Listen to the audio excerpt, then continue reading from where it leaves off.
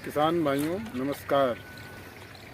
मेरा नाम मुलायम सिंह यादव और ग्राम धोखापुर का रहने वाला हूँ और मैंने अपने खेत में उड़द की फसल लगा रखी है।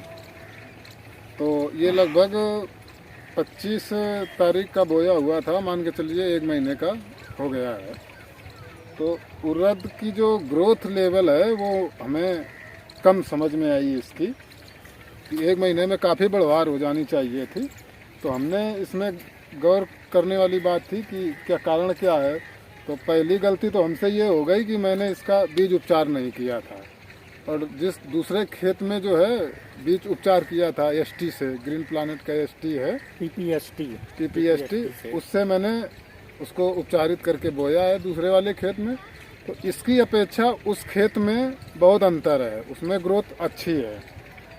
फिर हालांकि अब इसमें मैंने कीटनाशक लगाया है, नीम ऑयल वगैरह भी लगाया है और अब इसमें सुधार लग रहा है। तो अब हम आज मैंने चाचा जी को बुलाया है कि देखिए इसको, और जो भी इसमें उपचार करना बहुत ज़रूरी है, क्योंकि दलहनी फसल है।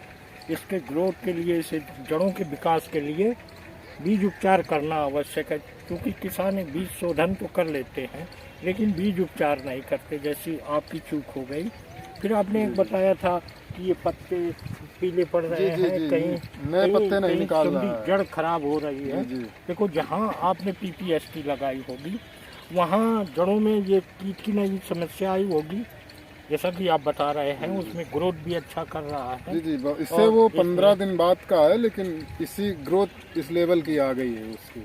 तो काफ़ी किसान भाई जो है बीज उपचार नहीं कर पाते हैं, लेकिन कहीं कहीं ये समस्या आई कि लोगों को जल्दी बुआई हो गई और एक हल्का पानी बरस गया था। वो समस्या आपके खेत में भी आई, पानी बरस गया था। तो जब पानी बरस जाता है तो ऊपरी जो ज़मीन की सतह है वो थोड़ी मजबूत हो जाती है, और हर पौधे को जड़ के विकास के लिए, उसके ग्रोथ के लिए, उनकी जड़ों में हवा का संचार होना बहुत ज़रूरी है। तो आप ये निराई गुड़ाई करा रहे हैं? जी, निराई भी हो रही है। उस दिन तो हमने देखा था काफ़ी छोटा पौधा था, निराई गुड़ाई हो रही है।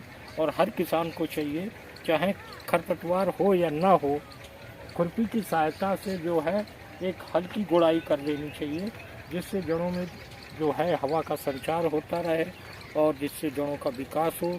और फिर जैसे कि आप बता रहे थे इसकी सिंचाई कर देना चाहिए। जी। तो हम आपको बता दें कि दलहनी फसल में यदि टेम्परेचर 34 के ऊपर है तो 30 दिन के अंतराल पे सिंचाई कर देना चाहिए। जब ये समस्या आए कि आपके टेम्परेचर ज़्यादा है, उस समय आप इसकी हल्की सिंचाई कर दें। ध्यान रहे जल भराव ना होने पाए, और यदि कहीं जल भराव हो तो जल निकासी का प्रबंध करे रहें। इसके अलावा इसकी ग्रोथ के लिए आप लोग क्या करते हैं? यूरिया डालते हैं कि कोई और माइक्रोन्यूट्रिएंट्स? देखिए, मेरा तो मैं करीब 3-4 साल हो गए ग्रीन प्लानेट से जुड़े हुए। तो ग्रोथ की जो भी दवाइयाँ हैं तो सारे हम ग्रीन प्लानेट की प्रयोग करते हैं ग्रोथ प्रमोटर के तौर पर। जैसे क्या? जैसे कि अब हम इसमें पहला स्प्रे करेंगे ग्रोथ के लिए तो ग्रो और नाइट्रो किंग नामक जो इसकी दवा माइक्रोन्यूट्रिएंट्स आते हैं, जी, ऑल इन वन है, उनका प्रयोग करते हैं। तो उनका भी हम सोच रहे हैं इसमें कि निराई हो जाए, एक स्प्रे हम करेंगे, क्योंकि इसकी ग्रोथ उस हिसाब की नहीं है जिस हिसाब से होनी चाहिए।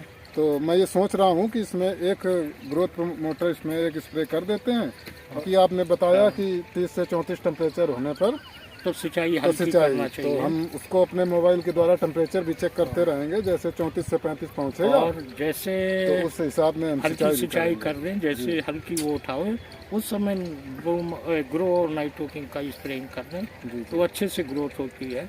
लेकिन कुछ लोग यूरिया की मात्रा काफ़ी डाल देते हैं ग्रोथ बढ़ाने के लिए, उस पर आपने क्या देखा है?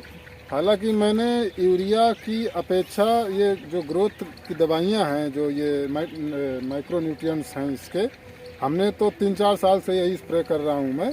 यूरिया पहले जब मैं इसके बारे में जानकारी नहीं थी तब तो यूरिया ही डालते थे, लेकिन वो रिस्पांस नहीं आता था जो आने चाहिए। देखो, हमने कई जगह पिछले साल खेत देखे हैं, लोग यूरिया का बुरकाव करते हैं। क्योंकि दलहनी फसलों में यूरिया जो है ज़्यादा नहीं देना चाहिए। इससे क्या होता है, पत्तियों की ग्रोथ तो अच्छी होती है, लेकिन पत्तियों का जो है सिकुड़ना शुरू हो जाता है, एक मोज़ेक टाइप का लग जाता है, जिससे पैदावार कम होती है। ऊपरी जो कोफले हैं वो सिकुड़ जाती हैं। तो ये पत्तियाँ आपने कई फसलों में कभी देखा होगा कि जो ये लीफ क्रिंकल बीमारी हो जाती है, और हमारी क्षेत्रीय भाषा में हम लोग क्या कहते हैं, ये मोज़ेक रोग हो गया। तो जब ये समस्या हो जाती है ज़्यादा नाइट्रोजन देने से, तो पैदावार या तो बहुत कम होती है या होती नहीं है। काफ़ी खेत हमने देखे, पिछले साल कई वीडियो बनाए थे, जो काफ़ी लोगों ने एक एक एकड़ में करीब 50-50 किलो यूरिया डाल दी थी। तो पौधे की जो ग्रोथ तो बहुत अच्छी होगी, लेकिन जो अपेक्षा कर रहे हैं आपकी हमारा पौधा बढ़ जाए और उत्पादन अच्छा हो, तो उसमें पौधा तो बढ़ेगा लेकिन उत्पादन नहीं होगा। तो मुलायम सिंह जी, बहुत बहुत धन्यवाद। आप उड़द की अच्छी खेती कर रहे हैं, और ये आपकी वैरायटी हमें मालूम है, ये यूनिवर्सिटी से शेखर आई वन है। है, जी, जी, जी। और ये ब्रीडर सीड है, आप बीज उत्पादन कर रहे हैं। तो किसान भाई जो उड़द की खेती करते हों, चाहे आलू की फसल के बाद, चाहे सरसों की फसल के बाद, वो मुलायम सिंह जी की तरह अपनी खड़ी फसल जो ये बुआई के बाद निराई गुड़ाई अवश्य खुरपी की सहायता से करें, और ग्रोथ प्रमोटर यूरिया ना दे के आप ग्रो और नाइट्रोजन का स्प्रेइंग करा देंगे, तो आपकी फसल बेपर पैदावार देगी और अच्छी बढ़वार लेगी।